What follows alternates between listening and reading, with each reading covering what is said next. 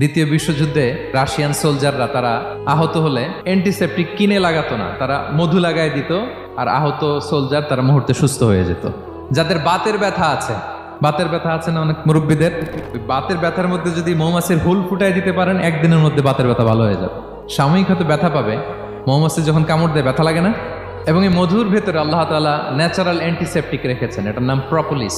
মুখতালিফুন আলওয়ানু, বিভিন্ন ধরনের ক্রিম হানি, হোয়াইট হানি, ইয়েলো হানি, ব্ল্যাক হানি, নানা ধরনের হানি আল্লাহ তাআলা এইভাবে প্রিজার্ভ করেছেন মৌমাছির মধ্য দিয়ে। আল্লাহ বলেন এই যে এতগুলো মৌমাছি পুষ্প রস এনে মৌচাকের মধ্যে রসগুলো রাখে, মধু তৈরি হয়, আল্লাহ বলেন ইন্না ফি যালিকা লাআয়াতান লিকওমিন ইয়াতাফাক্কারুন, নিশ্চয় এর মধ্যে আল্লাহ তাআলা চিন্তাশীলদের জন্য নিদর্শন রেখেছেন। যারা চিন্তা করে, তারা হাতের তালুতে শুধু জিহ্বা দিয়ে চেটে চেটে খায় না, তারা ভাবে কোত্থেকে আসলো এই মধু, কিভাবে মৌমাছিগুলো যায়, কিভাবে ফিরে আসে। তাহলে বলেন তো আমাদের চিন্তাশীলতার দরকার আছে না নাই?